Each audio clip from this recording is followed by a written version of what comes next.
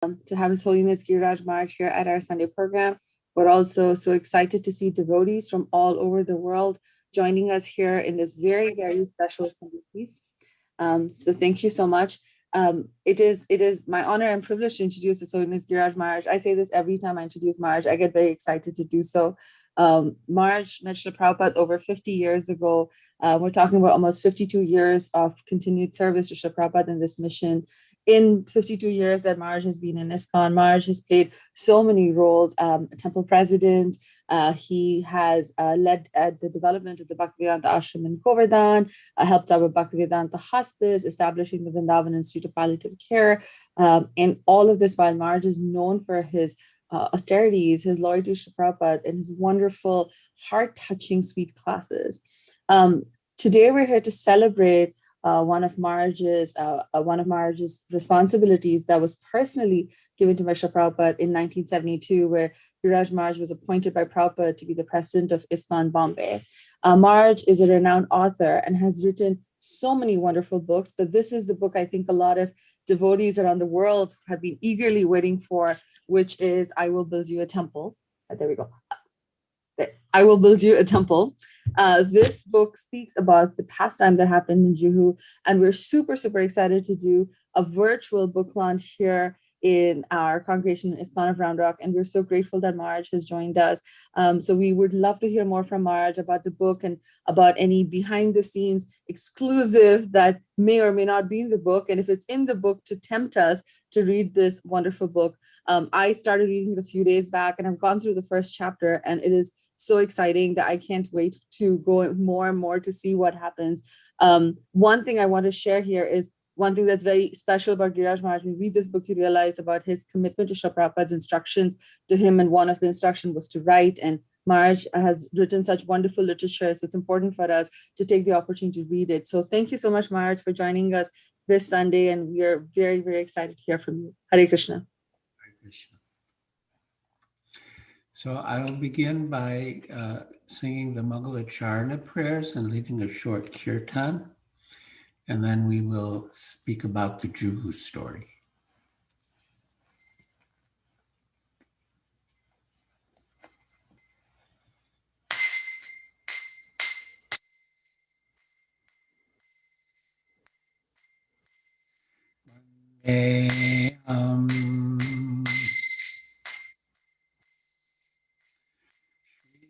Shri Guru Shri Yuddha Padakamalam Shri Guru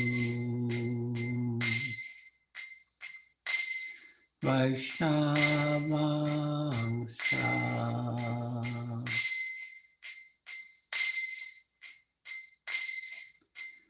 Shri Rupa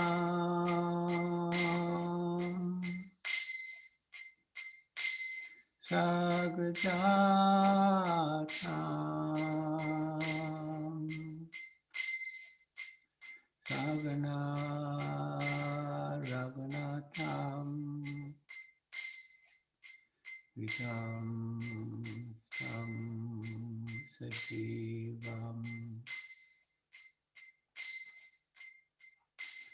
Sadvaitam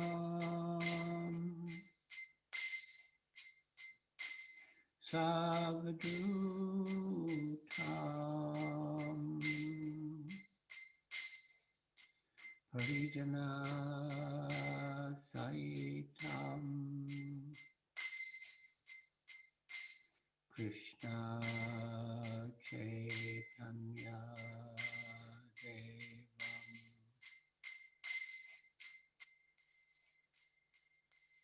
Shri Radha Krishna Padam Sahagana Lalita Shri Vishakhanvitamscha Namah Vishnu Padaya Krishna Prasaya Bhutale Srimate Bhakti Vedanta Swami Iti Namine.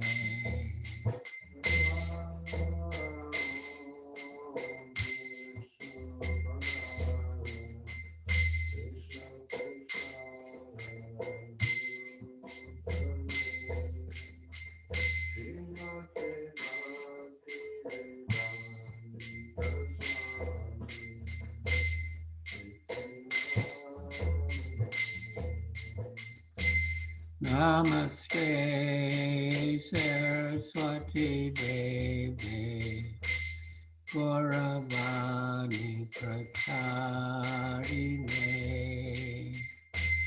Nirvishesha Shunyavadi Paschatya Deshatarine.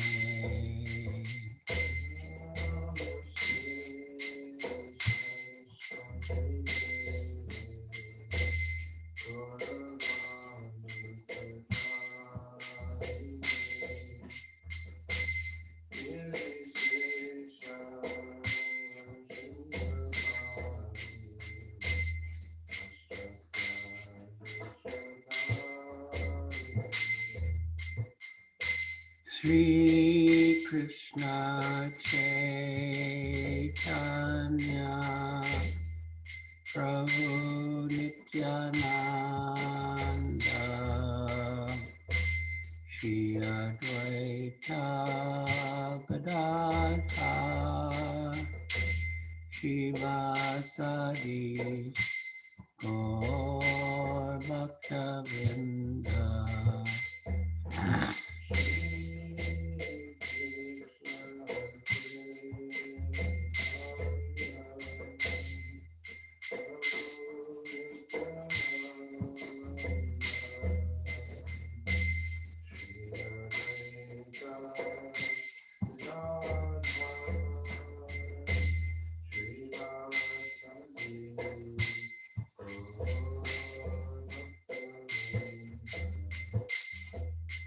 Sri Krishna Chaitanya Prabhu Nityananda Shri Advaita Gadadhar Shivasadi Gaur Bhaktavinda.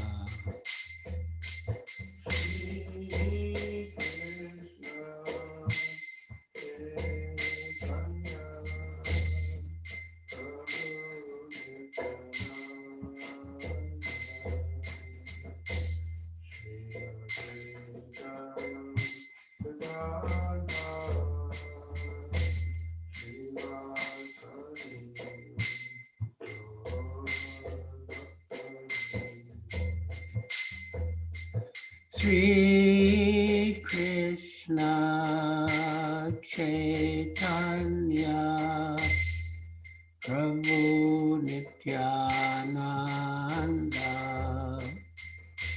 Shri Advaita Gadadhar Shivasadi Gaur Bhaktavinda.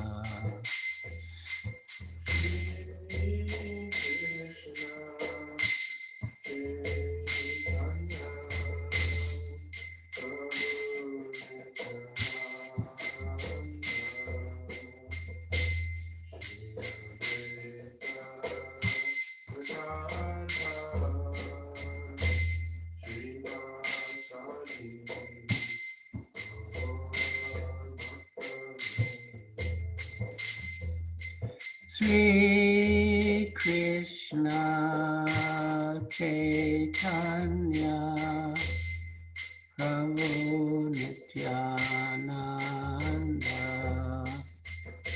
Shri Advaita Gadadhar Radha Shivasadi Gaur Bhakta Vrinda.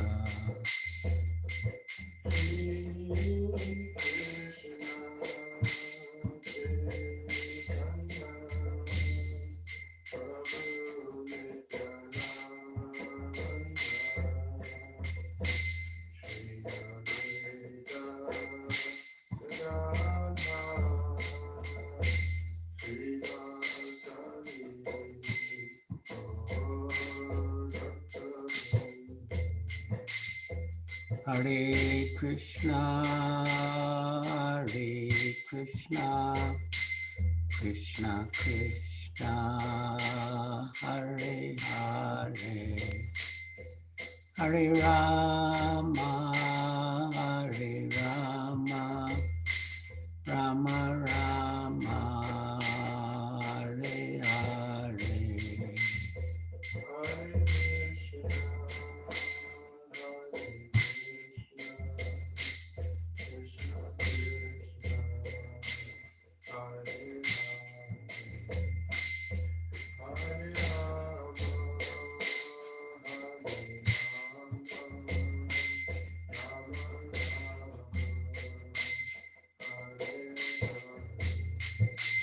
Hare Krishna,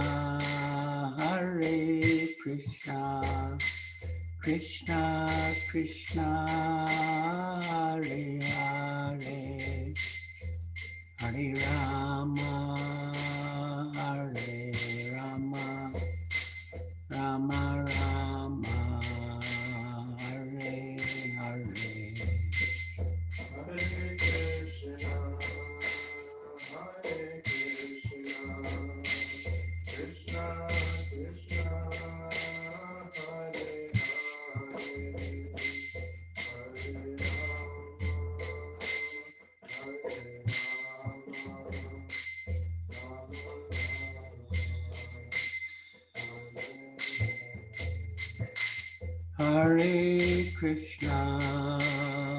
Hare Krishna, Krishna Krishna, Hare Hare, Hare Rama, Rama Rama, Hare Hare.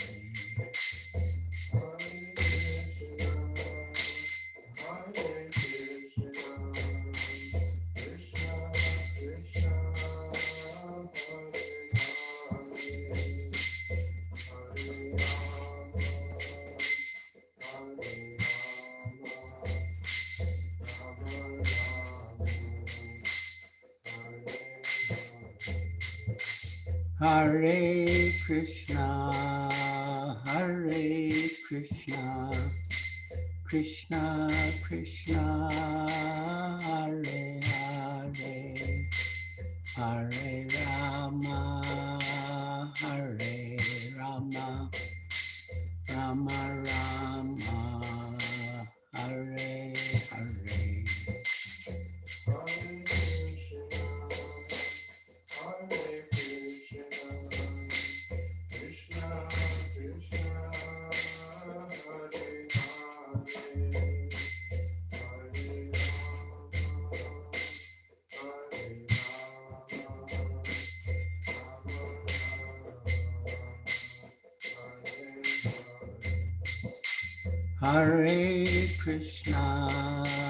Hare Krishna, Krishna Krishna, Hare Hare, Hare Rama, Rama Rama, Hare Hare.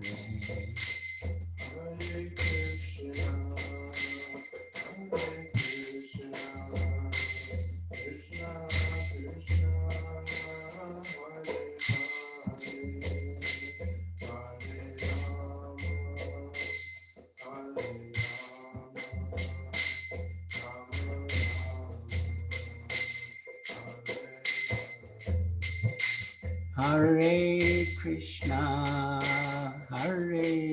Krishna, Krishna Krishna, Hare Hare, Hare Rama, Hare Rama, Rama Rama, Hare Hare.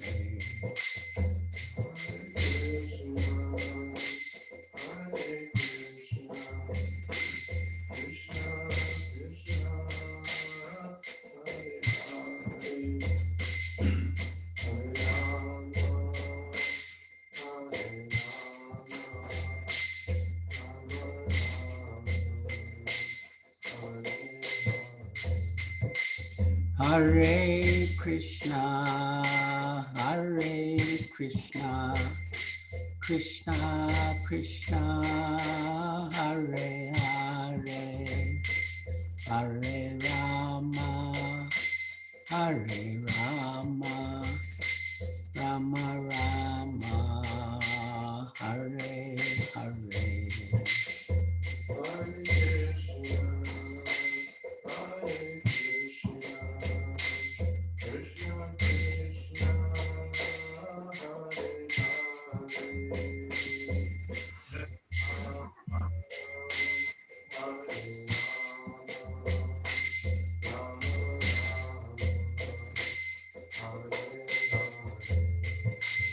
Jaya Prabhupada, Jaya Prabhupada, Prabhupada, Srila Prabhupada.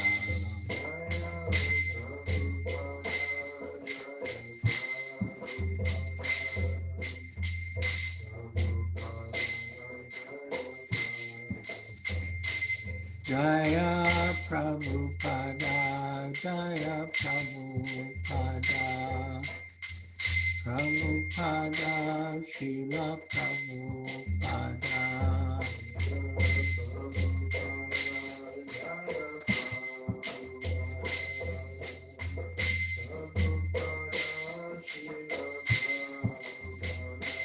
Jaya Guru Deva, Jaya Guru Deva, Guru Deva, Srila Guru Deva.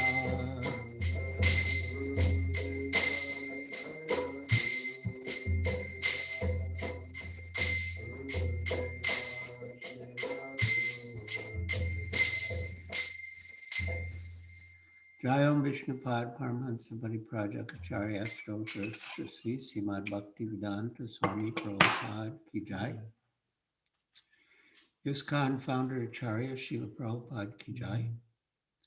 Jayam Vishnupad Paramahansa Pariprajakacharya Stotras Sri Srimad Bhaktivedanta Saraswati Goswami Prabhupada Ki Jai. Anantakoti Vaishnava Vrinda Ki Jai. Namacharya Srila Haridas Thakur Ki Jai. Prem se kaho Sri Krishna Chaitanya Prabhu Nityananda Shri Advaita Gadadhar Shivas Adi Gaur Bhakta Vrinda Ki Jai. Shri Shri Radha Krishna Gopa Gopinath Shama Kunda Radha Kunda Giri Govardhan Ki Jai. Vrindavan Dham Ki Jai. Navadvip Dham Ki Jai.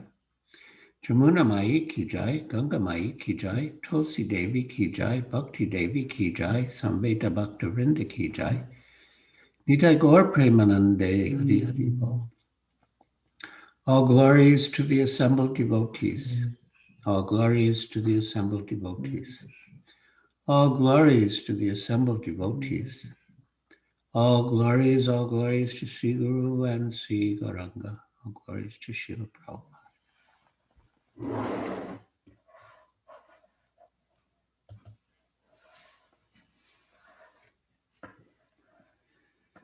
Hare Krishna. So now we will speak about the Juhu story. In a way, the story begins even before Srila Prabhupada went to America. Srila Prabhupada had a patron who lived in a Juhu. She had a big bungalow on the ocean.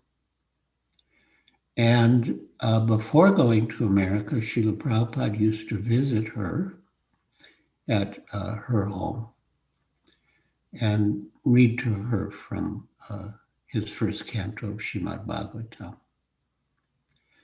On the way, he would pass this same land, which later became Hare Krishna land, and he would think to himself, this would be a good place to have a temple. Then, after going to America in 1965 and then returning to India in 1970, one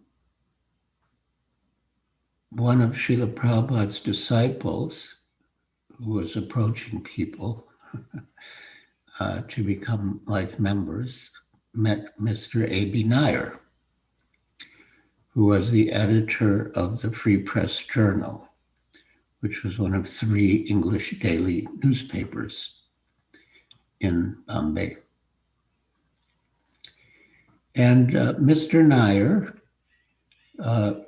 subsequently wrote a letter to Srila Prabhupada saying that he had a 4-acre plot of land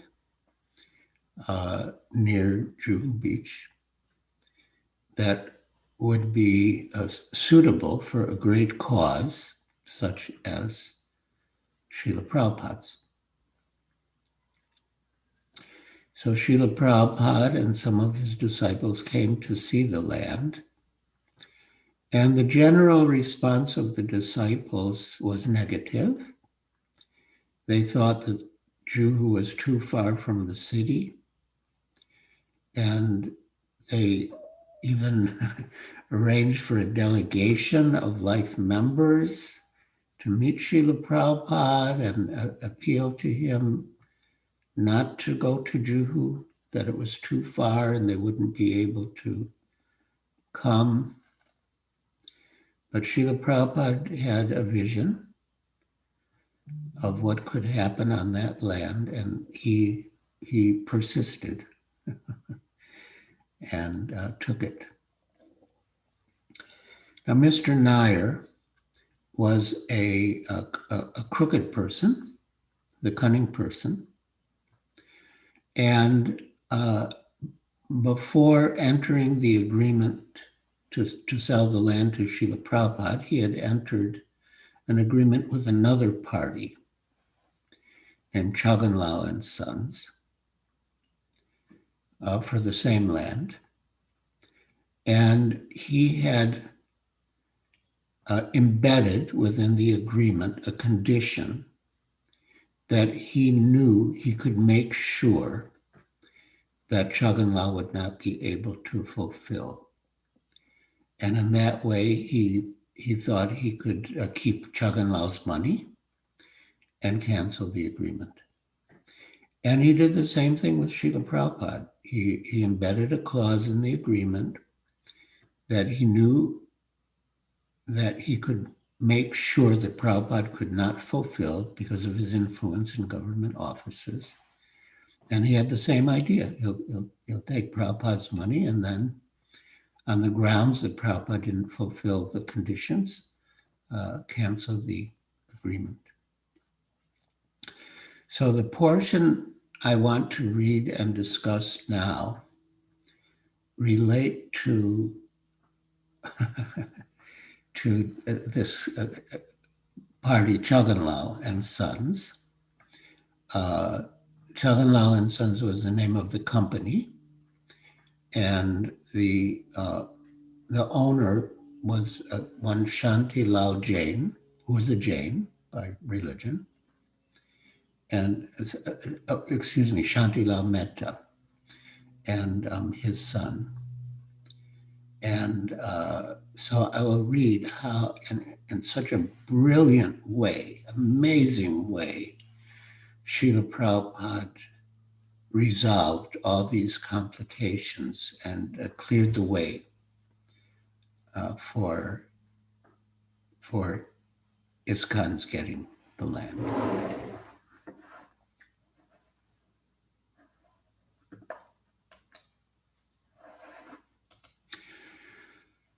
So just to set the scene, Srila Prabhupada was staying at Mr. Sethi's house, which was still under construction in the Juhu scheme. It was spacious and well built, just not completely finished. The marble wasn't polished and the temporary lighting was dim. And Mr. Sethi and his family had not yet moved in. Prabhupada received visitors there, and at his direction, I arranged a meeting with Mr. Shantilal Mehta, the shrewd, seasoned businessman who, with his son, ran S. Chaganlal and Brothers, which had a claim on the Juhu land. An elderly Jain, the older Mr. Mehta, came dressed in a traditional white Indian suit, vest, and cap. Prabhupada remained seated on his asan. Srila Prabhupada always had an asan, low, an asan on the floor, and then a low table in front of him. Prabhupada remained seated on his asan. Almost immediately after entering, as if to catch Prabhupada off guard, Mr. Mehta said, "I understand you are in negotiations with Mrs. Nair. So who will take the land, you or me?" Prabhupada sat up straight, looked him in the eye and said, "I will." "Well, what about my claim?" Mr. Mehta objected. "My claim is for 6 lakhs, a hugely inflated figure." "My claim is for 12 lakhs, Prabhupada countered. If Mr. Mehta wanted the land, he would have to pay Prabhupada 12 lakhs to withdraw. Mr. Mehta could see that he was up against a smart, tough fighter, not just some simple elderly sadhu. His eyes opened wider and his whole demeanor seemed to change, to become humbler and more respectful. Prabhupada began preaching to him. "We will use the land for a good cause. We will make a temple." Mr. Mehta agreed to a meeting with Prabhupada and Mrs. Nair to negotiate how much she would have to pay him to get him to withdraw his claim. According to the sales agreement, Prabhupada could hold back the majority of his payments until Chaganlal withdrew its claim in the High Court. Satisfied with the arrangement, Mr. Mehta offered his respects to Prabhupada and left the room. As I escorted him down the stairs to his car, he kept shaking his head and saying, "Your Guru Maharaj is Pukka. He's a real Guru Maharaj. He's Pukka."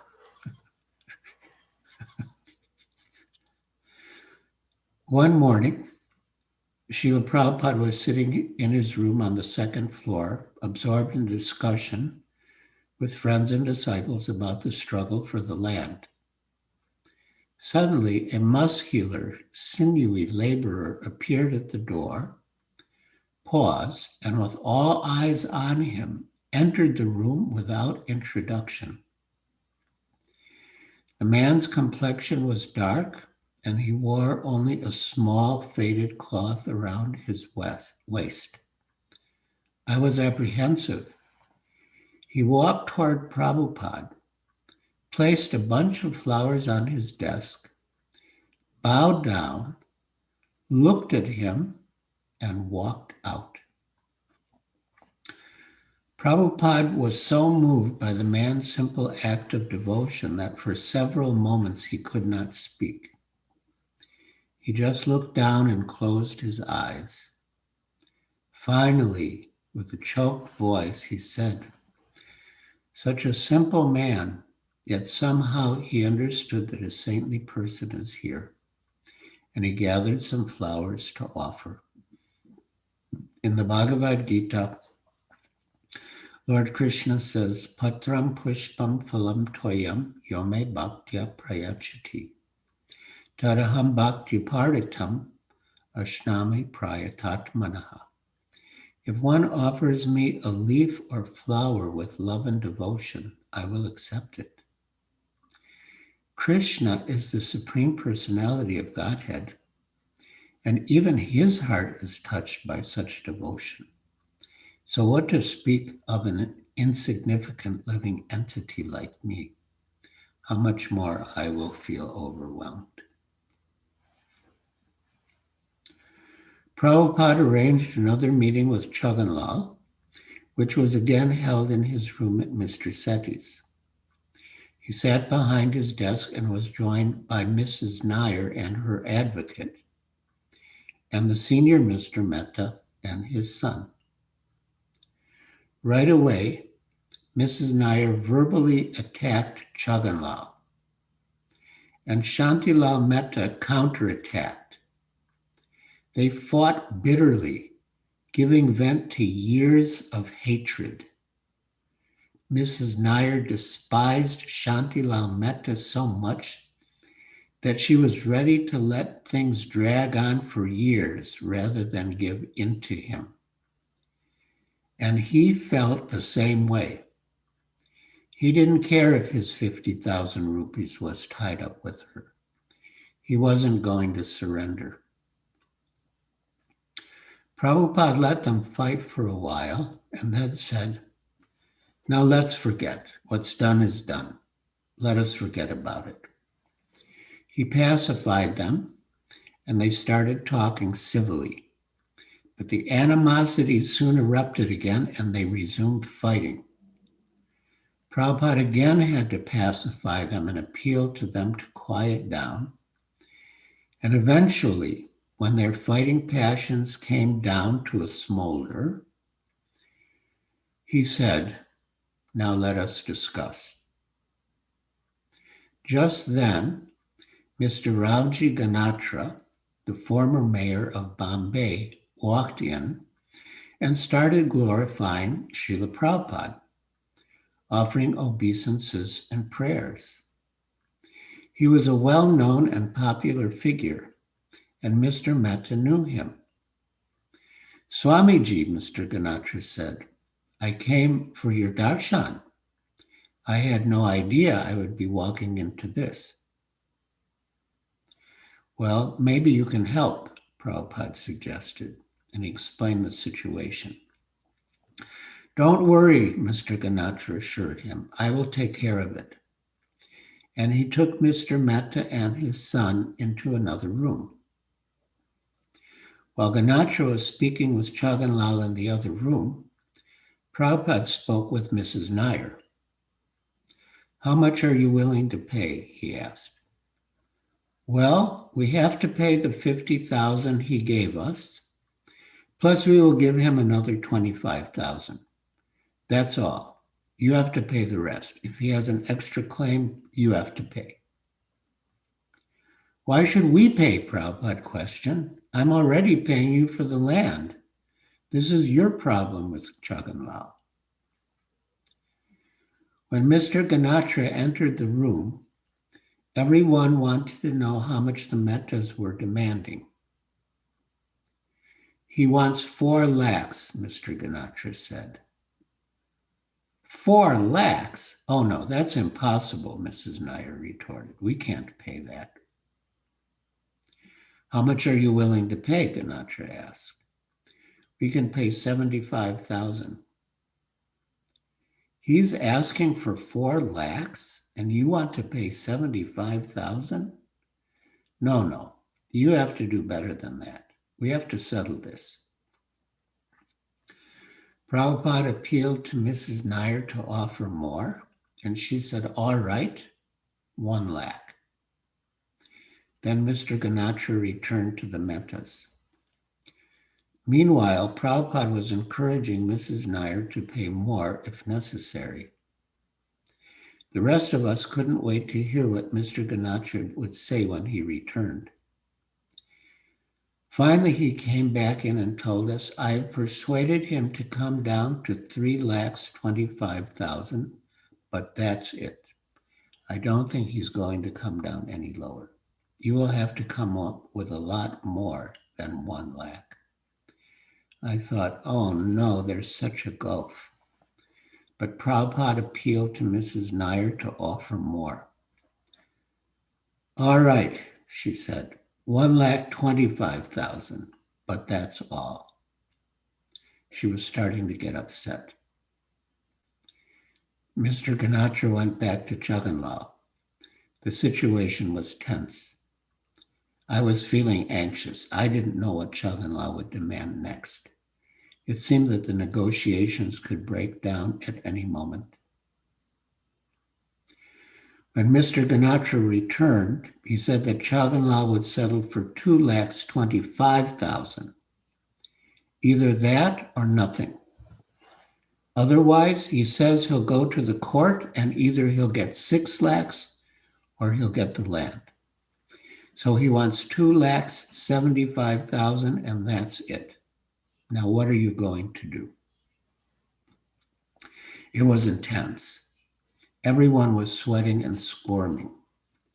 And Mr. Ganatra was coaxing. Srila Prabhupada conferred with Mrs. Nair. Finally, she said, all right, I will pay 1,40,000 and that's it. And Prabhupada told Ganatra to offer 2,25,000, hinting that he would pay the difference. I don't know what he'll say, Ganatra told us, and he went back to Jaganlal. Some minutes later, he returned with a big smile on his face. They have agreed. The 2 Mehtas, father and son, followed Ganatra into the room. Everyone was relieved and elated. So much had hinged on this issue. Then I realized that Mr. Ganatra must have been exaggerating their claim and determination with Mrs. Nair and exaggerating Mrs. Nair's unwillingness when he met Jaganlal. It seemed like there was a huge gulf, but that was to get them to come down because our offer was so low, and to get Mrs. Nair to come up because their demand was so high. And eventually we met in the middle. Jaganlal came down from 4 lakhs to 2,25,000, and Mrs. Nair came up from 75,000 to 1,40,000. And Prabhupada agreed to pay Jaganlal the difference of 85,000. Anyway, we were all Oh, what happened to my volume?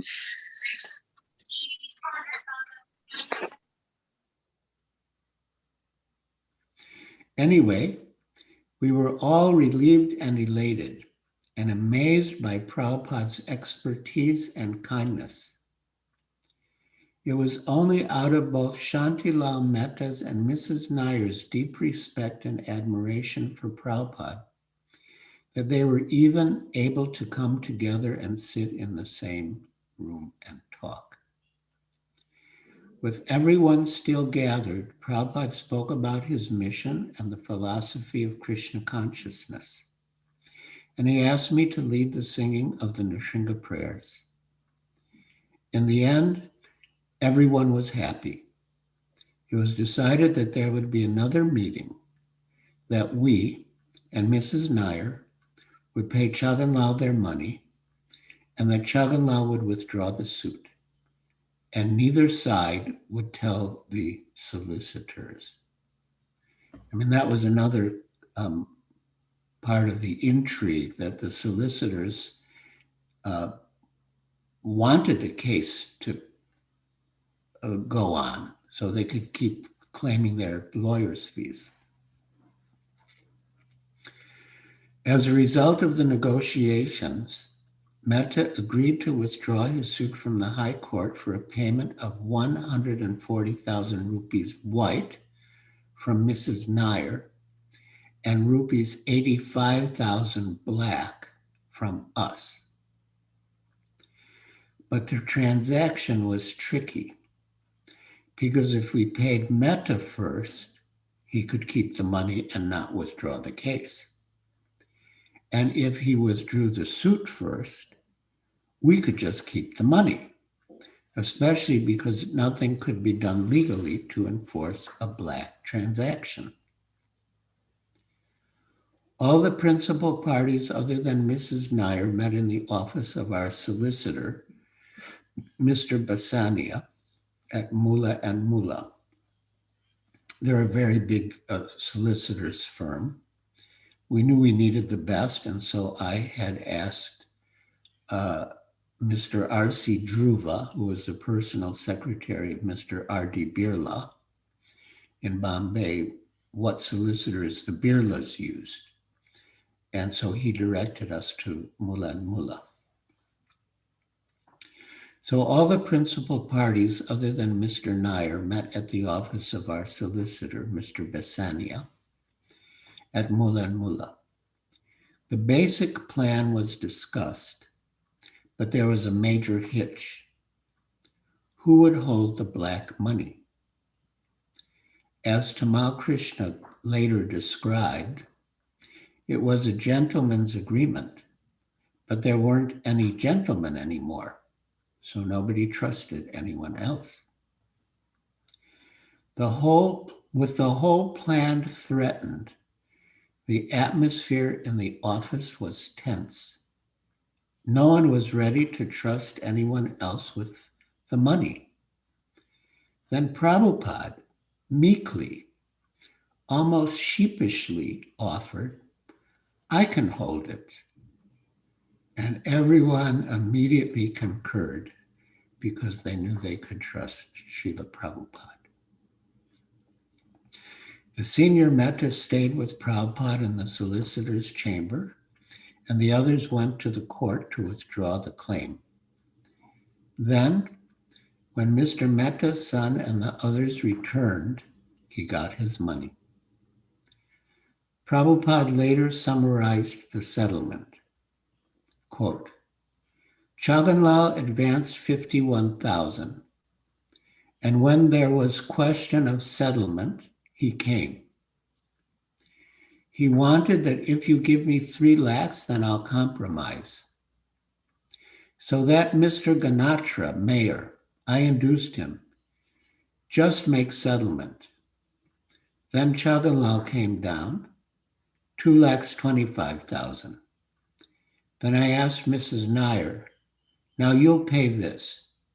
Where have I got? If he takes all the money, then what shall I get?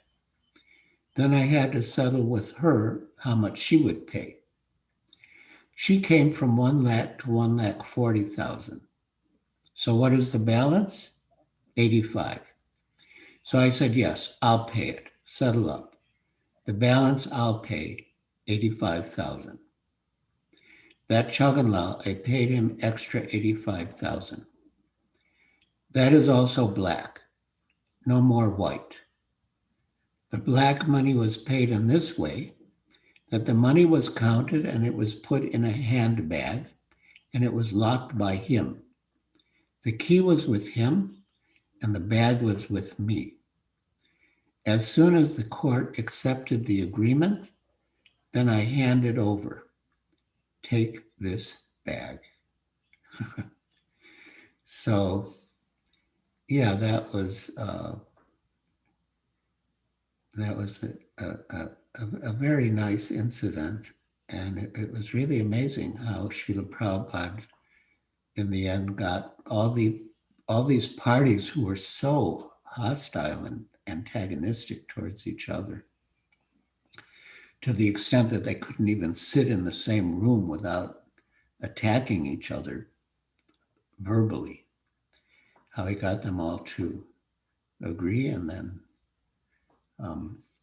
Chaganlal withdrew the suit, and so it was clear the path, the way was clear for Prabhupada to get the land. I think I'll read one more part because I think we have a little time. And this was an interesting one.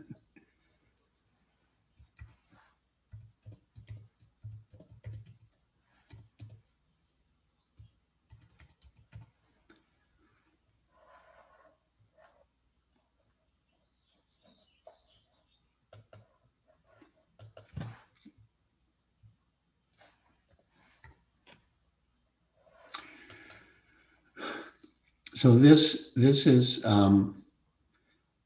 later.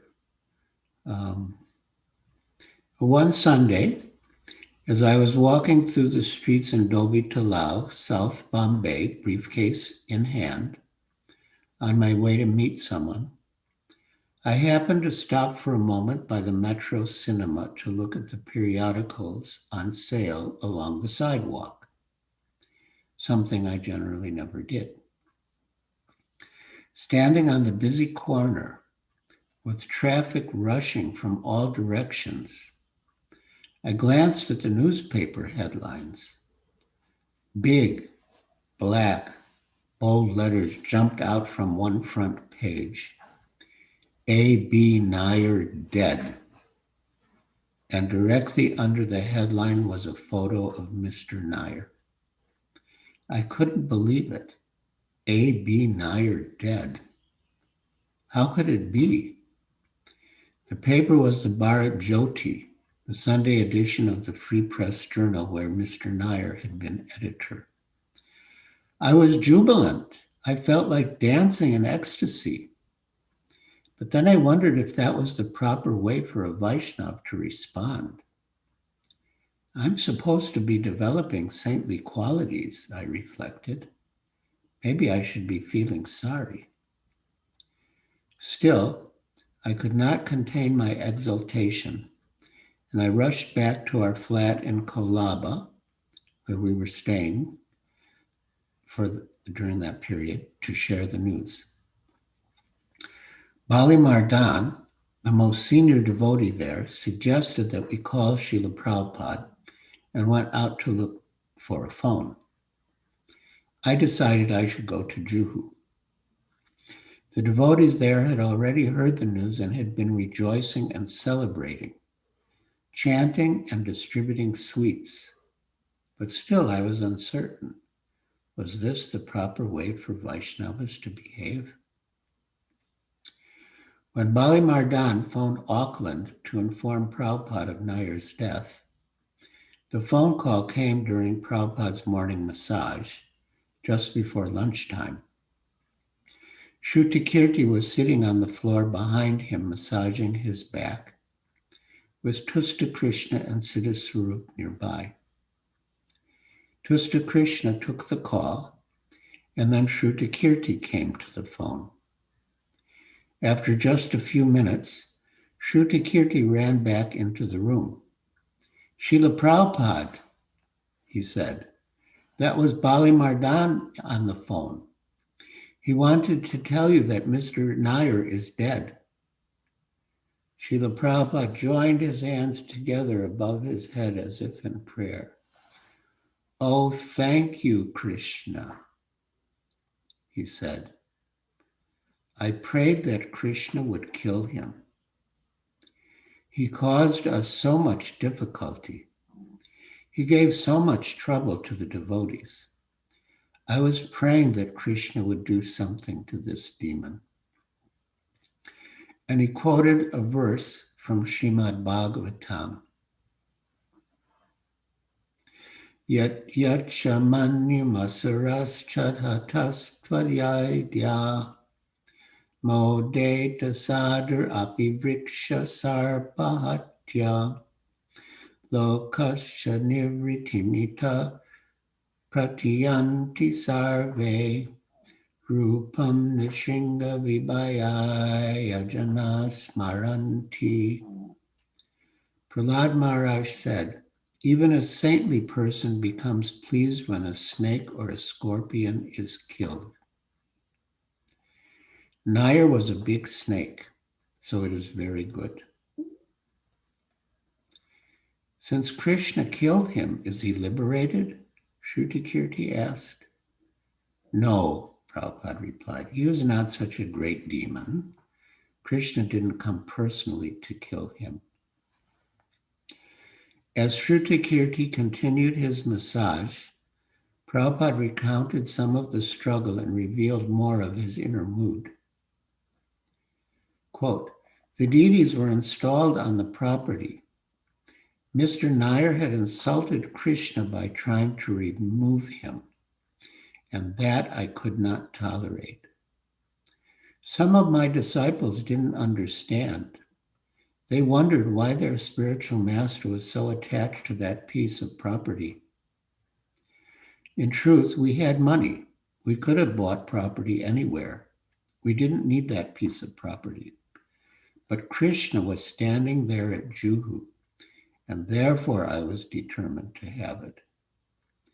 Even some of my disciples were ready to leave the property, but I promised the deities that I would build them a beautiful temple there. And that's where the title of the book comes. I'll build you a temple.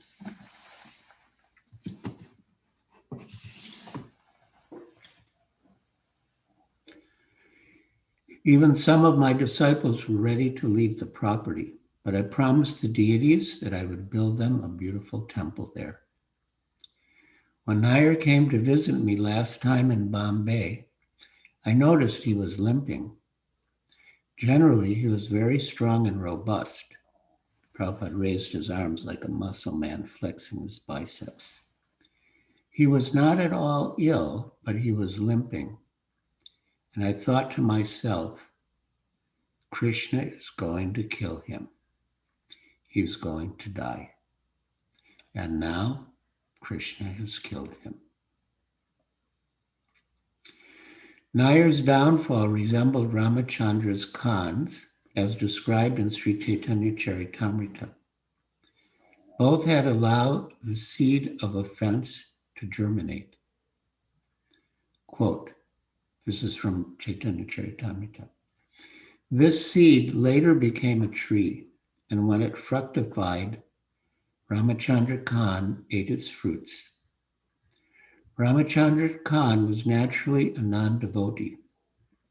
Now, having offended the lotus feet of Haridas Thakur, he became just like a demoniac atheist. Because of blaspheming the cult of Vaishnavism and insulting the devotees for a long time, he now received the results of his offensive activities,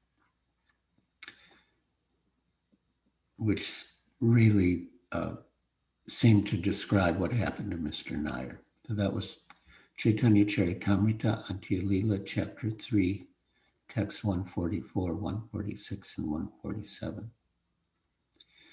Later that day, Prabhupada wrote to us in Bombay, quote, this morning, Shrutikirti received telephonic message from Bali Mardan. It is understood that Mr. Nair is dead. So it is good news that Nrsingadev has killed a demon like him.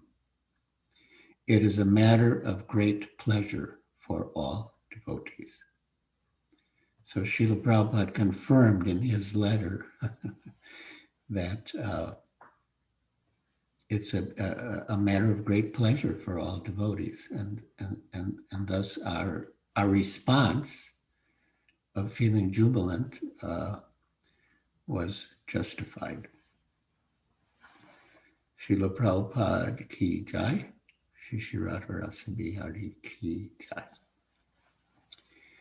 So now, if any devotees wish, if there's time, if our hosts permit, devotees can make comments or ask questions.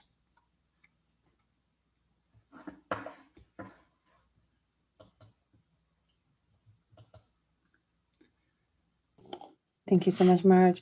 If devotees would like to speak, you should be able to unmute yourself. I think we have that disabled, enabled. So You can raise your hands.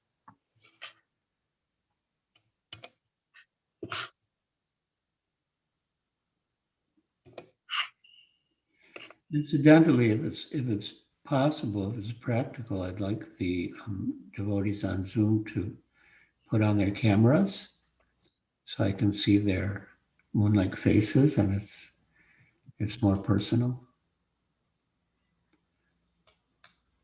Brahma Samhita Prabhu, your hand is raised. Guru Maharaj, Hare Krishna Maharaj. Hare Krishna.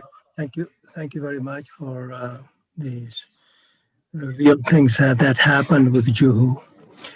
I have one question about Mrs. Nair. How come Mr. Nair was not in the negotiation? Why was she? Was she a lawyer or something? She was taking the lead part. Yes. Yeah. By that time, Mr. Nair was dead. Yeah. He had already died, and therefore she was the one. Oh, okay. Negotiations. Yes. Thank you, Guru Maharaj. Thank you, Maharaj. Hare Krishna. Hare Krishna. I think we had Brahma Samhita Prabhu had his hand raised earlier. Yes. Brahma Samhita Prabhu, if you'd like to. Can you hear me? Yes, Prabhu. Hare Krishna Maharaj, seven humble obeisances. With regards to, I guess, Krishna killing demonic elements, I have long wondered. So in Chaitanya Charitamrita, there's the pastime of Lord Nityananda approaching Jagai and Madai. And in that instance, although Lord Nityananda has been struck by a pot, he forgave the offenders and actually kept Lord Chaitanya from killing them. However, I can't remember the exact incident, but there is another incident where I think a devotee had been offended. Lord Nityananda did not forgive this person. Hello? Yeah. Oh, I heard someone saying something. Yeah, I can't remember the exact incident, but there was another time when a devotee had been offended. If I'm not mistaken, it was one of actually Lord Nityananda's devotees. And this time, Lord Nityananda did not forgive that person, and that person had to suffer an adverse reaction. So I was wondering, it seems like sometimes the Lord forgives, sometimes he doesn't. And I was wondering, maybe you could comment on that. Yes. In the case of Jagai and Madhai, they had offended Lord Nityananda, and he forgave them because it was himself. But in the case of the devotee whom they offended, Lord Nityananda did not forgive them because it wasn't himself that they had offended, but it was a devotee. And that is a general principle for us, that if someone offends us and, regrets and repents and apologizes, we should forgive them.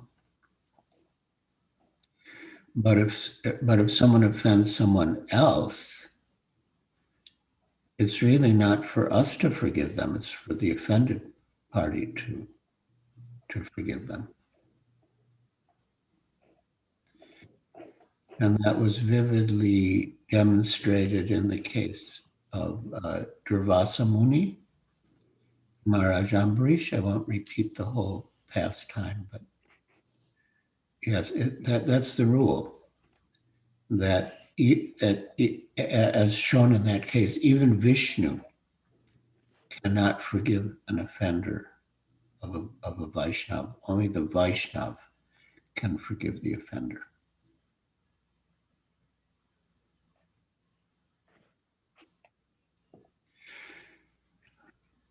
And the conclusion is that we should not offend Vaishnavas at any cost.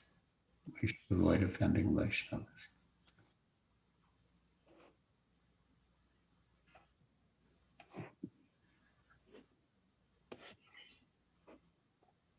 Does that answer your question, or do you still have more?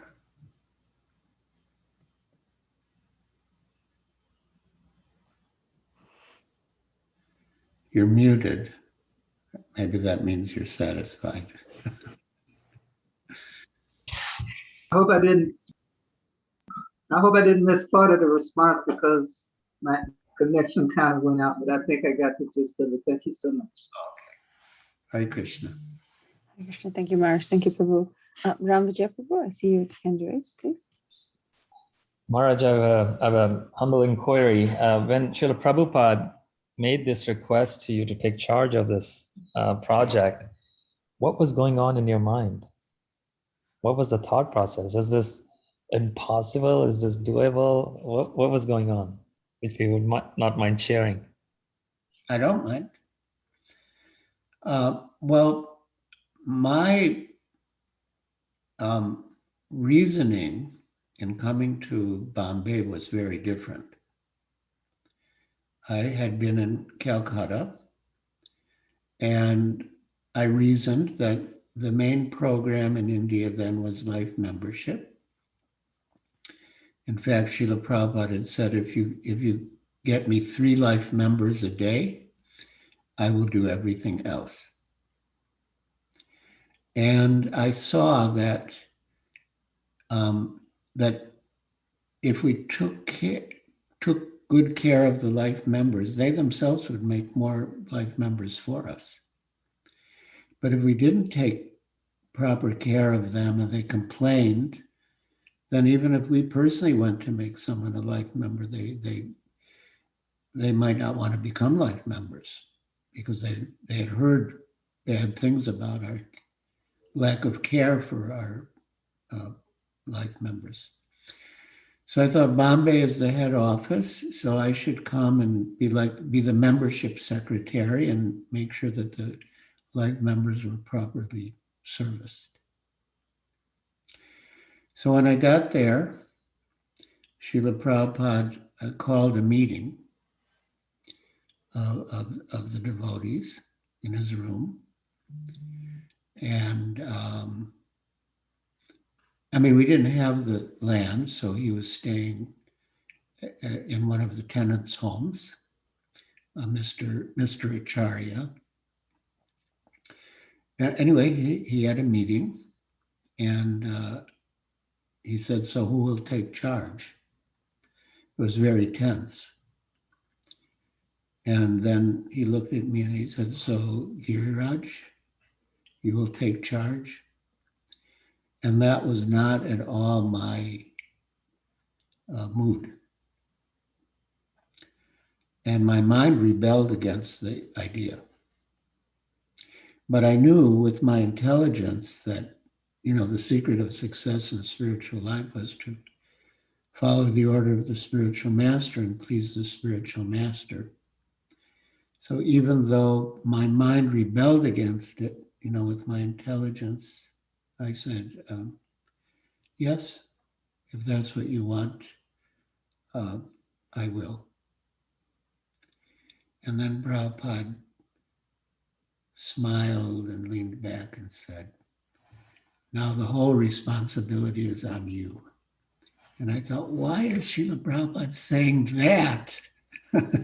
Doesn't he know how much I'm already struggling with the idea of taking charge and becoming the president? And now he's saying that.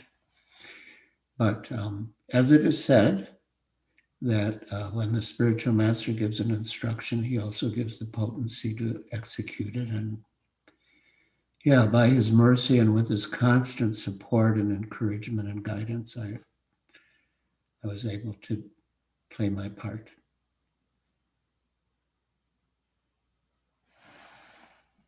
Thank you, Maharaj. There's just so much excitement and thrilling, like as if it's a script for a movie. I wish someday a devotee makes a movie on this, because I think it has everything in it. Yes. With the real ups and downs and suspense and thrillers, everything in this pastimes of yours. Thank you, Maharaj. Thank you, Rambaji Prabhu. Vaikuntesha Balaji Prabhu, I see your hand is raised. Raj, thank you very much. I had another question about what we read was that the temple more or less was built and devotees were there and you all were doing service, and then one day, lo and behold, they came and started breaking the place.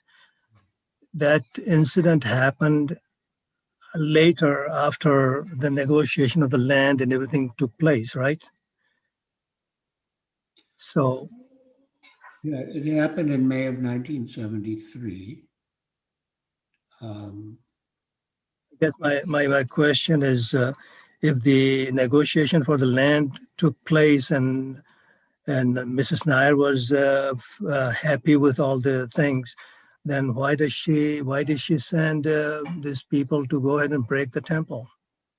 Oh no, what we read about the negotiation came later. Oh, I see. Okay, so you already had a little bit of a temple built on the land, and then doing the service and all that. Okay, got it. So there is a timeline. Thank you so much. Hare Krishna.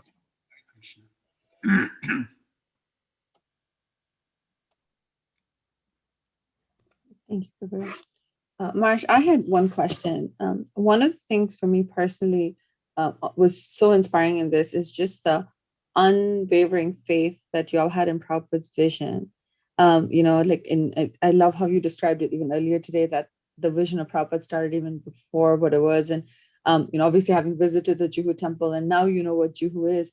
50 years ago, I mean, hear about how it was just a swampland. And one of the questions I had is how that faith that yourself and so many Prabhupada's disciples had in the instructions of the spiritual master, what are some things we can do to cultivate that same faith? When our spiritual masters give a vision for our next to continue legacy of Prabhupada, there's the next generation. How do we cultivate that same level of faith in the instructions of our spiritual masters?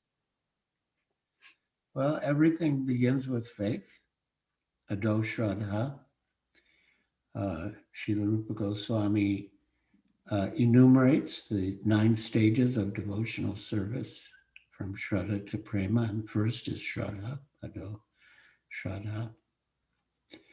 And when we follow the instructions, we should get the result, And then when you get the result from following the instruction, then you feel encouraged to follow more.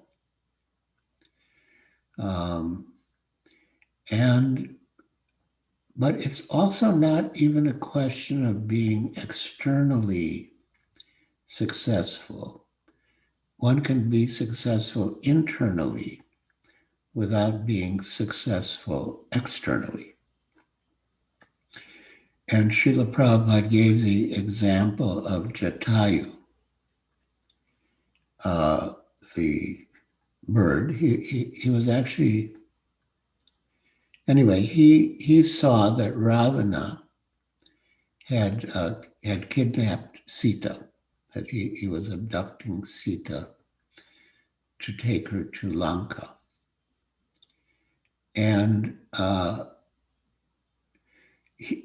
Jatayu was actually very powerful, but at that time he was old. But still, he challenged Ravana, and he fought with Ravana. And in the end, Jatayu was defeated. And when Lord Ramachandra was searching for Sita in the forest, he came upon Jatayu. And Jatayu explained what had happened and that Ravana had abducted Sita and he was going in such and such direction.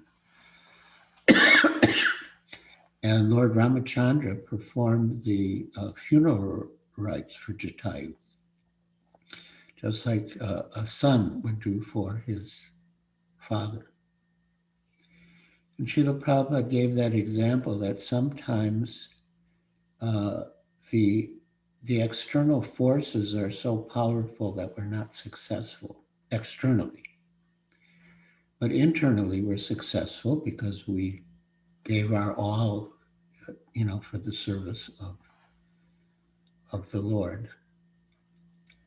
So when we follow the instructions of the spiritual master, I mean, by and large, we will be successful, even externally. But even if we're not, there will be some internal reciprocation that should encourage us further along the path of devotional service. But I would be, very open to hearing if other devotees have something to say about this. Maybe devotees who are not disciples of Srila Prabhupada, but are disciples of Prabhupada's disciples. If they want to contribute some thoughts on this topic, they're welcome to.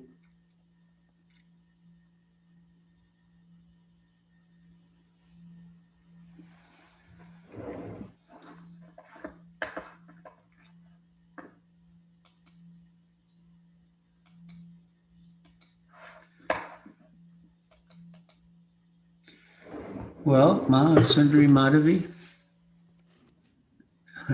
Yes, Marge.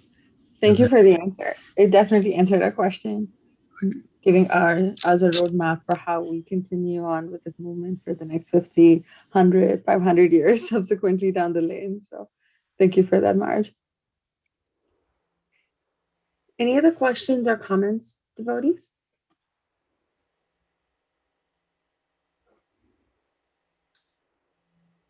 Okay. Again, Marge, thank you so much from the bottom of our heart on behalf of ISKCON of Round Rock to grace us with this very special Sunday program, to read us the 2 sections from your book. I was very excited when you read the second bonus section of Mr. Nara passing away, and I was sharing with many devotees that in Bhaktichari Maharaj's Abhacharan CD, that visual is etched in my head as the actor who plays Shri Prabhupada, Somayajalu's hand is just up in the air, and it's like such a vivid thing. And I'm sure he only captured like 1/10 of how Prabhupada must have reacted. So thank you for sharing that beautiful pastime, and also sharing how Prabhupada was expert in everything that he did. I think very often, we see Shri Prabhupada expert as as an author, as a preacher, as someone who created this whole movement. And in Juhu, we get to see Prabhupada, the expert businessman, the expert negotiator. And for those of us who work in corporate, if we ever doubted, what we do at work, we can't learn from Srila Prabhupada this. No, I think we need to read more about how Prabhupada was expert, even in things that we do outside in the material world, and we can learn from Prabhupada how to do that with grace. And thank you so much, Marge. We are as younger devotees and as the disciples of Shri Prabhupada's disciples, it really emphasizes how important it is for us to continue with this legacy, that you all took so much of sacrifice to build this temple. When we go to temples like Juhu, Vrindavan, Delhi, Mayapur, it is a labor of love. And it was Prabhupada's vision that was manifested into reality by your sacrifice, by your commitment, dedication. And we sincerely hope that we are able to get a drop of that inspiration and a drop of that commitment and motivation, and continue to do that, in wherever we are based. Here in Round Rock, where our community is, we are just embarking on this journey to build our temple here. We're very fortunate to have a land, but we are embarking on this journey to not just build a temple, but a community, a spiritual oasis, so that we can continue to share this mood of Srila Prabhupada with everybody. So we humbly seek your blessings, Maharaj, and blessings of all the Vaishnavas and Vaishnavis here, that we are able to just continue this legacy, and that, as like honor the sacrifice, honor the commitment, dedication of all of Prabhupada's disciples, and continue to give that to the next generation if possible. So thank you so much, Maharaj, for inspiring a whole generation of devotees and hopefully future generations to come as well with your commitment and sacrifice. Thank you. I wish you all success in your temple project. Thank you, Maharaj. Thank you so much, Maharaj. And wish you a very happy Father's Day, Maharaj. I see someone posted in the chat about that. So thank you so much. And thank you again, all Vaishnavas and Vaishnavis, for joining. We will switch over to announcements, Maharaj, with your permission. We just have a few announcements to go through for our Sunday program, if that is okay. And then we will wrap up the program here shortly. I'm just going to go ahead and share my screen.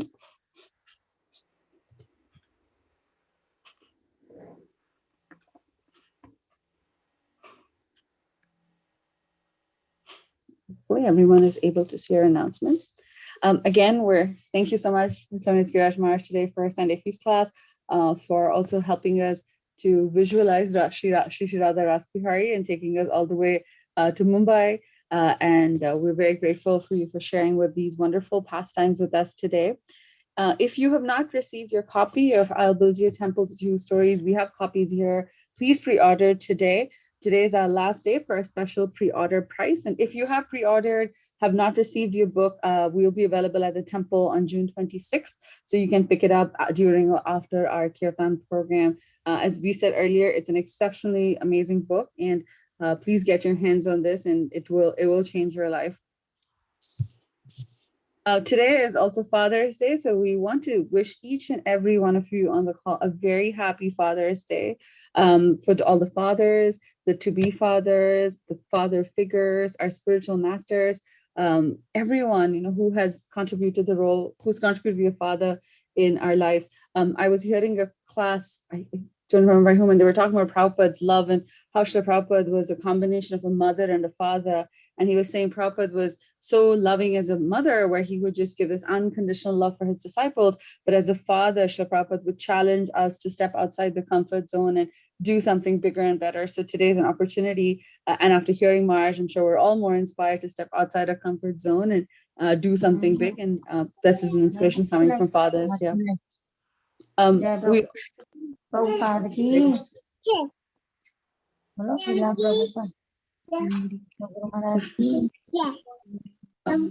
Krishna. We're just going to quickly finish the announcements. I know devotees may want to get darshan with Maharaj here. We'll just do this in like 2 minutes. We're almost done here.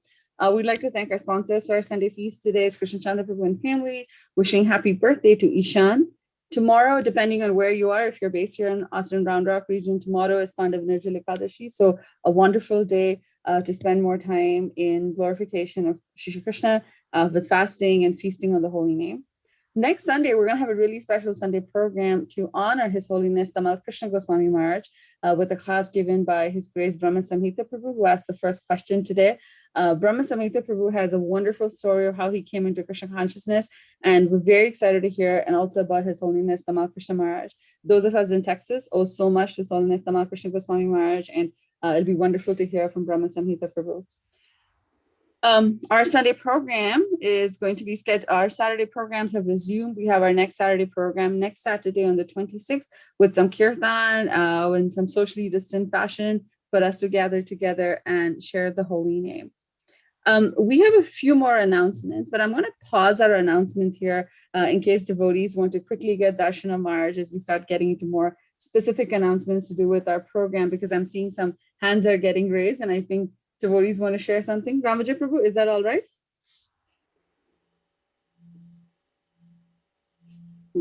Absolutely. Absolutely. Yes, I'm just going to stop our announcements here for a few minutes, and then we will just give an opportunity if devotees would like to turn on your cameras, say Hare Krishna to Maharaj, and then we will resume with the rest of our announcements. I see Malti Mataji has her hands raised. Mataji, did you want to share something? Hare Krishna. It's a very exciting news